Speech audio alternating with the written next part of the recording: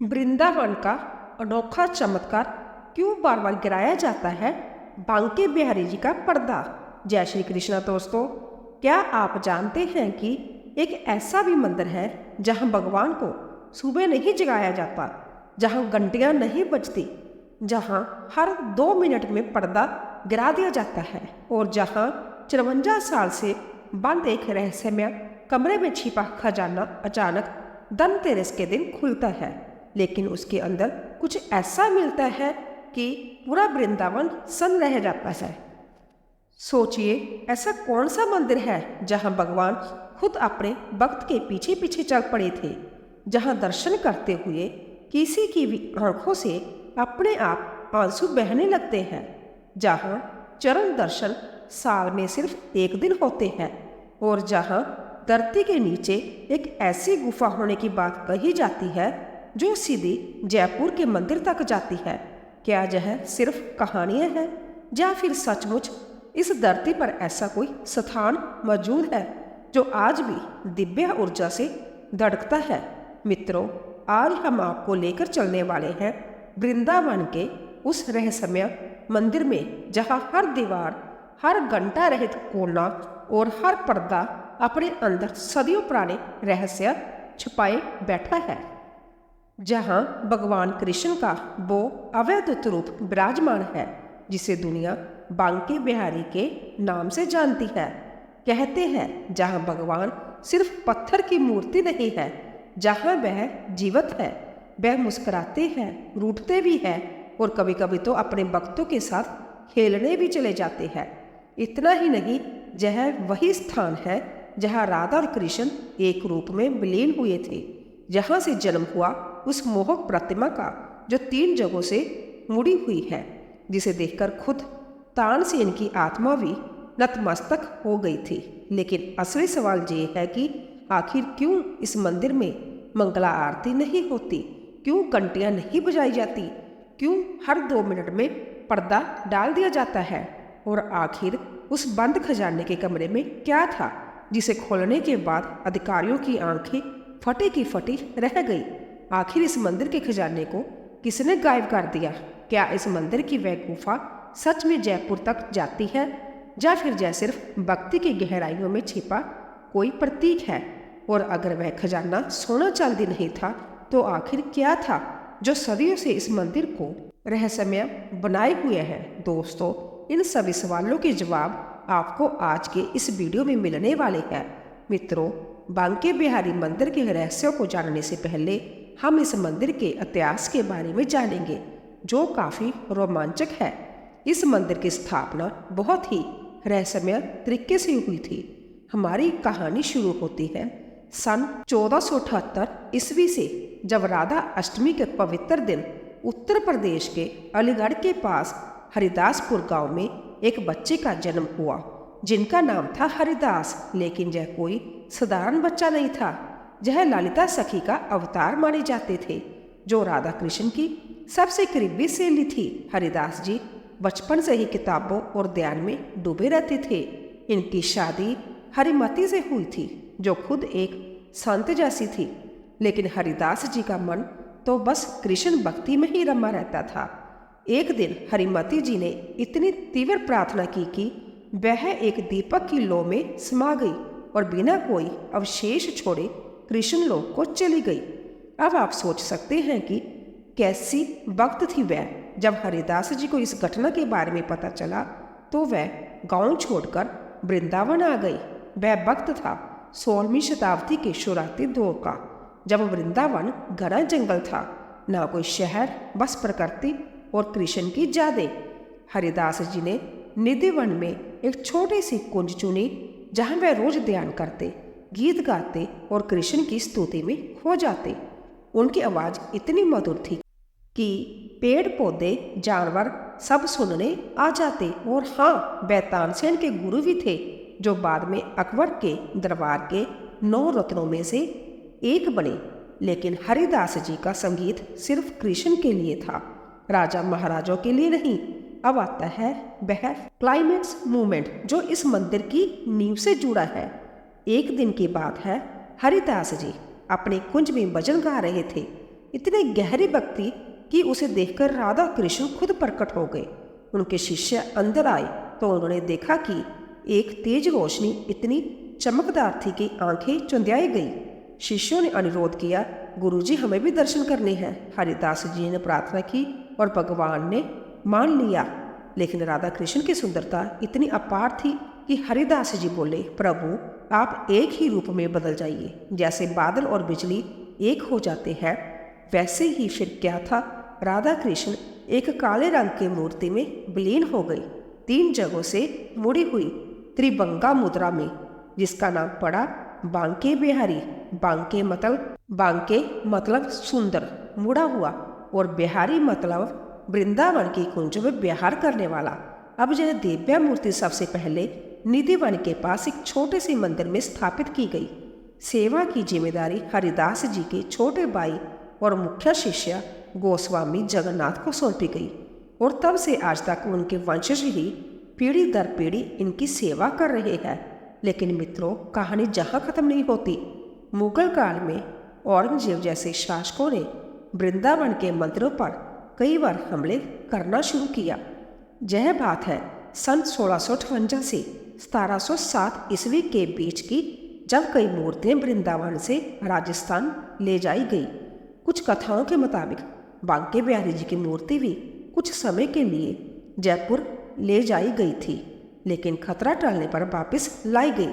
हालांकि आधिकारिक इतिहास में यह स्पष्ट नहीं है, लेकिन वह दौर कितना मुश्किल था, शायद उसका अंदाजा हम और आप नहीं लगा पाएंगे। फिर आया 18वीं शताब्दी का वह सुनहरा साल सन 1862, जब गोस्वामी परिवार ने फैसला किया कि बिहारी जी की महिमा के अनुरूप एक भव्य मंदिर बनाया जाए। सारे संसाधन जुटाए गए और राजस्थानी शैली में यह खूबसूरत मंदिर तैयार हुआ। नक्शातीदार दीवारें, आर्किटेक्चर का कमाल। मंदिर बनने के बाद मूर्ति को निधिवन से जहां इस मंदिर में लाया गया, और तब से यह मूर्ति वृंदावन का दिल बन गई। आज यह मंदिर राजस्थानी स्थापत्य कला का सुंदर उदाहरण है। ऐसा कहा जाता है कि इस मंदिर का निर्माण वृंदावन के गोस्वामियों के द्वारा निजी पैसे से कराया गया था।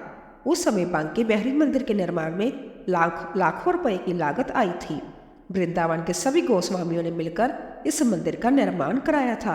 भरतपुर के राजा ने यह जमीन वृंदावन गोस्वामियों को दान में दी थी। मित्रों, बांके बिहारी मंदिर को वर्ष 1592 में जयपुर नरेश सवाई महाराजा मान सिंह ने 3 एकड़ जमीन दान दी थी। 1594 में मुगल सम्राट अकबर ने 25 बीघा जमीन वृंदावन और राधा कुंड में दान की थी। 1595 में हरिराम व्यास आत्मज किशोर दास द्वारा किशोरपुरा भूखंड दान में दिया गया। 1596 में मित्र सेन कायस्थ व उनके सुपुत्र बिहारिन दास नामक भक्त ने बिहारिन देव टीला वाली भूमि दान की। इसी तरीके से यह सिलसिला लंबे समय से चला आ रहा है। कई राजाओं ने बड़ी संख्या में भूमि और आभूषण मंदिर के लिए दान दे दिए। दोस्तों, हमने मंदिर के इतिहास के बारे में तो जान लिया है। अब एक एक करके इस मंदिर के उन तमाम रहस्यों से पर्दा उठाते हैं जो आज के समय में लोगों के लिए किसी पहेली से कम नहीं है। नंबर 1, क्यों नहीं होती है जहां मंगला आरती? दोस्तों, दुनिया के लगभग सभी कृष्ण मंदिरों में भोर में मंगला आरती की जाती है, जो भगवान को जगाने का प्रतीक है। लेकिन बांके बिहारी मंदिर में यह परंपरा नहीं है। बांके बिहारी मंदिर में साल में सिर्फ एक बार ही श्री कृष्ण जन्माष्टमी के शुभ अवसर पर ही मंगला आरती का आयोजन किया जाता है। इस दिन आरती में बहुत अधिक संख्या में भक्त शामिल होते हैं। श्री कृष्ण जन्माष्टमी की रात 12 बजे बांके बिहारी जी का अभिषेक किया जाता है। इसके बाद मंगला आरती की जाती है। बांके बिहारी मंदिर में रोजाना मंगला आरती न करने के पीछे 2 कारण बताए जाते हैं। सबसे पहला कारण ये है कि जहां भगवान को एक बालक के रूप में माना जाता है, ऐसा माना जाता है कि बिहारी जी रात भर अपनी लीलाओं में लीन रहते हैं और उन्हें सुबह जल्दी जगाना उचित नहीं है। इसीलिए जहां भगवान को देर से जगाया जाता है और दिन की पहली आरती थोड़ी देर से होती है, यह अनूठी परंपरा बिहारी जी के प्रति भक्तों के वात्सल्य भाव को दर्शाती है। वहीं दूसरी ओर यह भी माना जाता है कि रात के समय बांके बिहारी जी निधिवन के राज मंदिर में गोपियों के संग रास रचाने जाते हैं। इसके बाद वह रात के तीसरे पहर यानी 12 बजे से 3 बजे के बीच ठाकुर जी मंदिर लौटते हैं, जिसके चलते उन्हें सुबह जगाया नहीं जाता। नंबर 2, आंखें खोलकर करने चाहिए दर्शन। आपने अक्सर सुना होगा कि भगवान के दर्शन करते समय आंखें बंद करके ध्यान लगाना चाहिए, लेकिन बांके बिहारी मंदिर में इसके ठीक विपरीत माना जाता है, जहां भक्तों को आंखें खोलकर दर्शन करने चाहिए। बिहारी जी की छवि इतनी मनमोहक है कि यदि आप पलकें झपकाएंगे तो उनके दर्शन का एक भी पल चूक सकते हैं। उनकी मोहनी छवि को एकटक निहारना ही उनके प्रति सच्ची भक्ति है। लेकिन दोस्तों, बांके बिहारी मंदिर में हर 2 मिनट के बाद पर्दा लगता है। यह मंदिर की सबसे आश्चर्यजनक और प्रसिद्ध परंपराओं में से एक है। बांके बिहारी मंदिर में बिहारी जी के सामने हर 2 मिनट के बाद पर्दा लगा दिया जाता है और फिर हटा दिया जाता है। यह सिलसिला लगातार चलता रहता है। इस परंपरा के पीछे कई मान्यताएं हैं। कुछ लोग कहते हैं कि बिहारी जी की छवि इतनी शक्तिशाली है कि यदि कोई भक्त उन्हें लंबे समय तक बिना पलक झपकाए निहारे तो वह उनके प्रेम से पूर्ण रूप से लीन होकर अपना होश खो सकता है। पर्दा लगाने से भक्तों को इस तीव्र अनुभव से बचाया जाता है। जानकारी के लिए बता दें कि यह सिर्फ मान्यता नहीं है, बल्कि बांके बिहारी मंदिर में ऐसी कई घटनाएं घटित हो चुकी है, जिनके बाद मंदिर प्रशासन को यह 2 मिनट पर्दा नियम निर्धारित करना पड़ा था। ऐसा बताया जाता है कि आज से लगभग 400 साल पहले एक घटना घटी थी। यह घटना तब हुई जब एक वृद्ध महिला बांके बिहारी मंदिर में आई थी। वास्तव में उस वृद्ध महिला के जीवन में कोई नहीं था। वह निसंतान थी और उसके जीवन में ऐसा कोई नहीं था जो उसका ख्याल रख सके। उसे बहुत चिंता हुई कि आखिर वह किसे अपना कहेगी और किसे अपनी धन संपत्ति सौंपेगी। इस दुख में वह वृद्ध महिला वृंदावन के बांके बिहारी मंदिर में बैठकर भजन कीर्तन में लीन हो गई। भगवान कृष्ण के भजनों में डूबकर वह एकटक बांके बिहारी जी की मूर्ति को देखने लगी। उनकी भोली सी सूरत और नयन इतने मनमोहक लगने लगे कि वह घंटों तक वहीं बैठी बैठी बांके बिहारी जी को निहारती रही। उन्हें देखते देखते उसके मन में विचार आया कि वह बांके बिहारी जी को ही अपना पुत्र बनाकर उनके नाम सारी जमीन जायदाद कर देगी। यह सोचकर वह मुस्कुराई और बांके बिहारी जी के सामने हाथ जोड़कर जाने के लिए खड़ी हुई। लेकिन जैसे ही वह जाने के लिए खड़ी हुई, एक चमत्कार हुआ। बांके बिहारी जी अपना स्थान छोड़कर उस वृद्ध महिला के पीछे पीछे अपने मूर्ति स्वरूप में ही चल दिए, जाने उनकी मूर्ति महिला के पीछे चलने लगी। जब मंदिर के पुजारियों ने यह दृश्य देखा तो उन्होंने हाथ जोड़कर वृद्ध महिला से इसका कारण पूछा। तब वृद्ध महिला ने अपनी पूरी कहानी सुनाई। यह सुनकर पुजारी समझ गए कि वृद्ध महिला के वात्सल्य और भक्ति भाव ने बांके बिहारी जी का मन मोह लिया है। बांके बिहारी जी किसी बालक की तरह उस वृद्ध महिला के पीछे पीछे चल रहे थे। पुजारियों ने बांके बिहारी जी के सामने हाथ जोड़कर प्रार्थना की कि वह वापस अपने स्थान पर विराजमान हो जाएं। लेकिन ऐसा प्रतीत हो रहा था कि मानो बिहारी जी वृद्ध महिला के साथ जाने की जिद पर अड़े हो। बहुत प्रयासों के बाद जैसे तैसे पुजारियों ने उन्हें मनाकर वापस उनके स्थान पर स्थापित किया। इस दिव्य घटना ने यह सिद्ध कर दिया कि भगवान किसी वस्तु के नहीं बल्कि भाव के भूखे होते हैं। इसी घटना के बाद से बांके बिहारी जी की मूर्ति के सामने हर 2 मिनट से पर्दा लगाने की परंपरा शुरू हुई, ताकि कहीं भी वह किसी भक्त के प्रेम और भक्ति में डूबकर उसके साथ ना चले जाएं। नंबर 3, दर्शन करते ही समय बहते हैं आंखों से आंसू। इस मंदिर में दर्शन करने आए भक्तों का कहना है कि जैसे ही वे बांके बिहारी जी के दर्शन करते हैं, वह उनके रंग में रंग जाते हैं। उनकी आंखें अपने आप नम होने लगती है, जिसका कारण उन्हें समय भी समझ में नहीं आता। इसके बाद जहाँ बस जाने जब बार बार आने का मन करता है, जहाँ आने वाला कोई भी भक्त निराश नहीं लौटता। बांके बिहारी जी सबकी कामनाएं पूर्ण करते हैं। जो भी व्यक्ति सच्ची भक्ति और आस्था के साथ जहाँ आता है वह कभी खाली हाथ नहीं जाता। ऐसे अनगिनत भक्त हैं जो जहाँ रोते हुए आए थे, जिनके पास एक भक्त के भोजन तक के पैसे नहीं थे, लेकिन बिहारी जी की कृपा से आज वह करोड़ों की संपत्ति के मालिक है। नंबर 4, सिर्फ अक्षय तृतीया को होते हैं चरण दर्शन। पूरे वर्ष में केवल एक ही दिन ऐसा होता है जब भक्तों को बांके बिहारी जी के चरणों के दर्शन का सौभाग्य प्राप्त होता है, और वह दिन है अक्षय तृतीया। इस दिन बिहारी जी की विशेष सेवा की जाती है और उनके चरणों का दर्शन कराया जाता है। यह दर्शन अत्यंत दुर्लभ और शुभ माने जाते हैं और लाखों भक्त इस दिन का बेसब्री से इंतजार करते हैं। अब आपके मन में यह प्रश्न अवश्य उठ रहा होगा कि केवल अक्षय तृतीया के दिन ही चरण दर्शन क्यों होते हैं। दोस्तों, माना जाता है कि बिहारी जी की आंखें और उनके चरण दोनों ही इतने मोहक हैं कि जो भी भक्त उन्हें बार बार देखता है वह संसारिक चेतना खो देता है। उनके दर्शन मात्र से मन इतना शांत और प्रेम में डूब जाता है कि इंसान सब कुछ भूल जाता है। इसी कारण दर्शन सीमित समय के लिए होते हैं। बीच बीच में पर्दा डाला जाता है और भगवान के चरण सामान्य दिनों में ढके रहते हैं। कहा जाता है कि उनके चरणों से ऐसी दिव्य करुणा और चुंबकीय ऊर्जा निकलती है जो हर भक्त के हृदय को अपनी ओर खींच लेती है। यदि प्रतिदिन चरण दर्शन होने लगे तो भक्त उस प्रेम में डूबकर सांसारिक जीवन से पूरी तरह अलग हो जाएगा।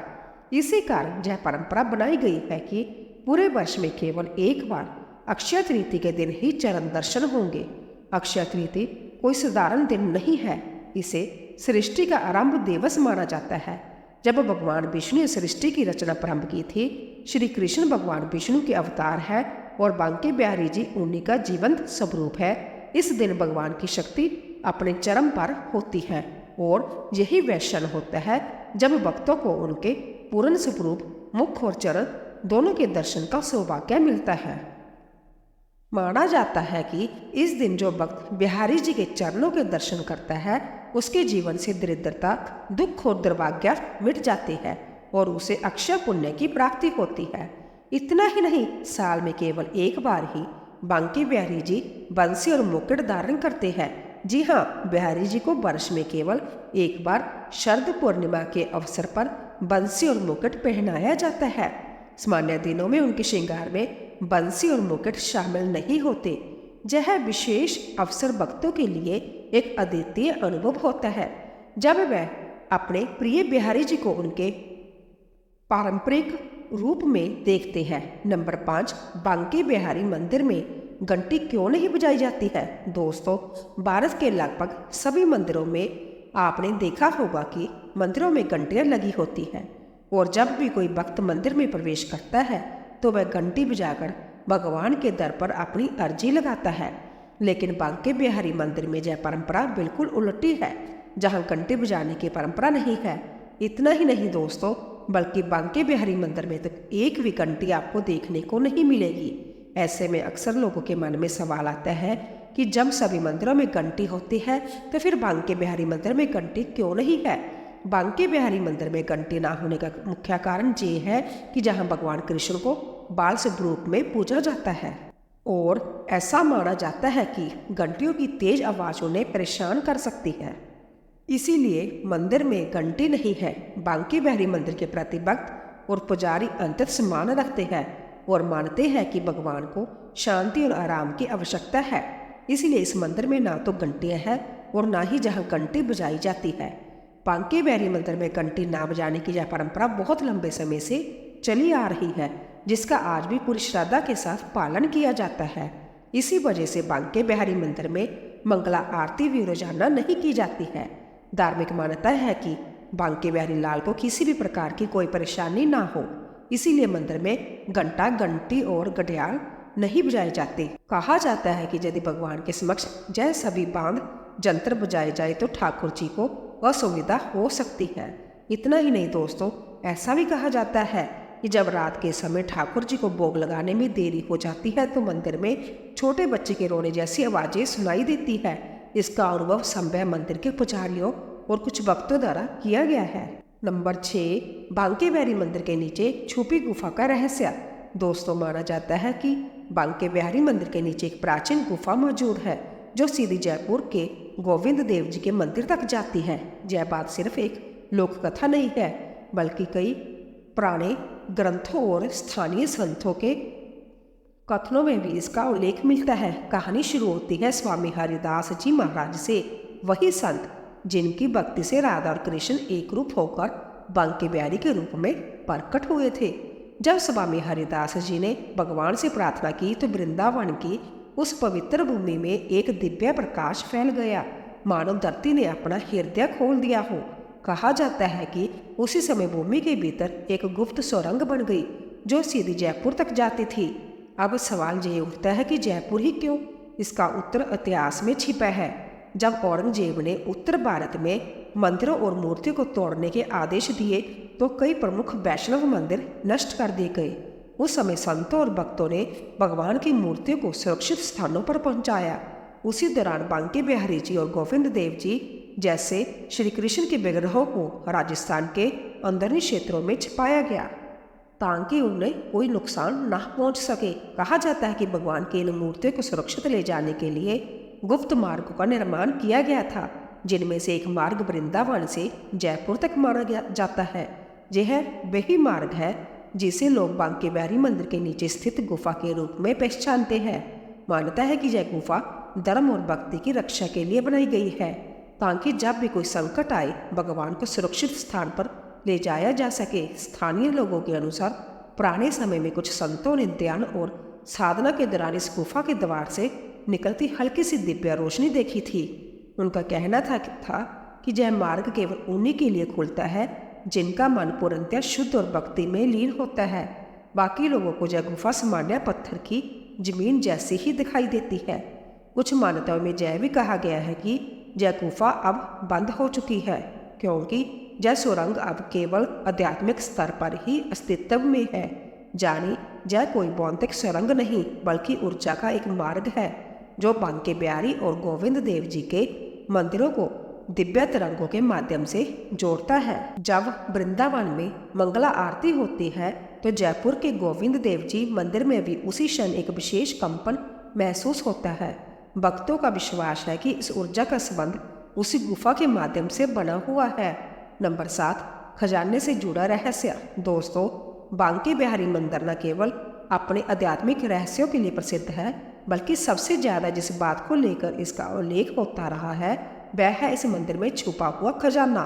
मंदिर के खजाने को लेकर वर्षों तक तरह तरह की बातें की जाती रही। कुछ लोगों का कहना था कि बांके बिहारी मंदिर के एक कमरे में अरबों खरबों की संपत्ति हीरे जवाहरात मौजूद है जिनकी रक्षा स्वयं नागदेव करते हैं। लेकिन हाल ही में धनतेरस के दिन वृंदावन के ऐतिहासिक बांके बिहारी मंदिर में उस कमरे का ताला खोला गया जो बीते 54 वर्षों से रहस्य के पर्दे में बंद था। इस कमरे को लेकर कई तरह के दावे किए जाते रहे थे। जब उस कमरे का ताला खोला गया तो जो दृश्य सामने आया उसने सबको चौंका दिया। अंदर का नज़ारा किसी पुरानी कहानी जैसा था। चारों ओर सीलन की गंध, दीवारों पर जमी धूल की मोटी परतें और फर्श पर भरा हुआ पानी। लेकिन यह वैसा खजाना नहीं था जैसा लोग कल्पना करते आए थे। वहां ना तो सोने चांदी के ढेर थे और ना ही रतन जटित मुकुट। वहां केवल कुछ चांदी के पात्र और बर्तन मिले जो समय की परतों में ढके हुए थे। जैसे ही सफाई शुरू हुई अचानक हलचल मच गई। कुछ लोग पीछे हटे। जब टॉर्च की रोशनी जमीन पर डाली गई तो वहां तो छोटे सर्प रेंगते हुए दिखाई दिए।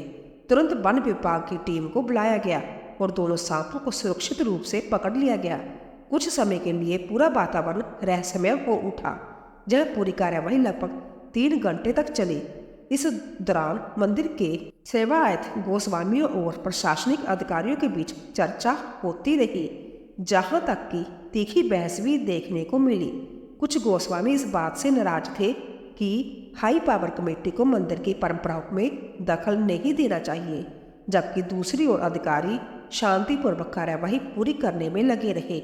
कमरे के अंदर कीचड़, पानी, चूहे, दीवारों पर फफूंद और एक अजीब सी नमी मौजूद थी जिसने पूरे कक्ष को और भी रहस्यमय बना दिया। खजाना खुलने की खबर पूरे वृंदावन में फैल गई। भक्तों और स्थानीय लोगों में भारी कौतूहल पैदा हो गया। हर कोई यह जानना चाहता था कि आखिर उस कमरे में क्या मिला, कोई दिव्य वस्तु या केवल बीते समय की निशानियाँ। लेकिन जब लोगों को बताया गया कि वहाँ वैसा कुछ भी नहीं मिला जैसा अफवाहों में कहा जा रहा था, तो यह बात सबके लिए किसी आश्चर्य से कम नहीं थी। अब आपके मन में यह प्रश्न उठ रहा होगा कि क्या वास्तव में लोग बांके बिहारी मंदिर को लेकर अफवाहें फैला रहे थे, या फिर किसी ने इस मंदिर के खजाने को पहले ही गायब कर दिया था। इसका उत्तर जानने के लिए हमें कुछ दशक पीछे जाना होगा। वर्ष 1971 में बांके बिहारी मंदिर के खजाने में 2 बार चोरी की घटनाएं हुई थी। चोरी से पहले मंदिर के तहखाने में कई बेशकीमती वस्तुएं रखी थी, जिनमें ठोस सोने की राधा रानी की मूर्ति, गाय बछड़े की 4 जोड़ी सोने की मूर्तियां और सोने के फ्लावर पॉट शामिल थे। जानकारों के अनुसार इनके अलावा हीरे जवाहरात, सोने का मुकुट, आकृति वाला हार और कई बहुमूल्य आभूषण भी वहां मौजूद थे। बाद में इनमें से अधिकांश वस्तुएं चोरी होकर बेच दी गई। वर्तमान मंदिर के गर्भगृह में ठाकुर जी के सिंहासन के नीचे एक खजाना कक्ष बनाया गया था, जिसमें रजत शेषनाग, स्वर्ण कलश में नवरत्न और सेवातों को समर्पित श्रद्धांजलि पत्र जैसी ऐतिहासिक वस्तुएं सुरक्षित रखी गई थी। लेकिन ब्रिटिश काल में वर्ष 1926 और 1936 में मंदिर में 2 बार चोरी हुई। इसके बाद वर्ष 1971 में मंदिर समिति के अध्यक्ष प्यारेलाल गोयल के नेतृत्व में यह खजाना कक्ष अंतिम बार खोला गया। उस समय खजाने से कीमती आभूषण निकालकर उनकी सूची बनाई गई और सभी वस्तुओं को सीलबंद बक्सों में रखकर स्टेट बैंक भूतेश्वर, मथुरा में जमा कर दिया गया।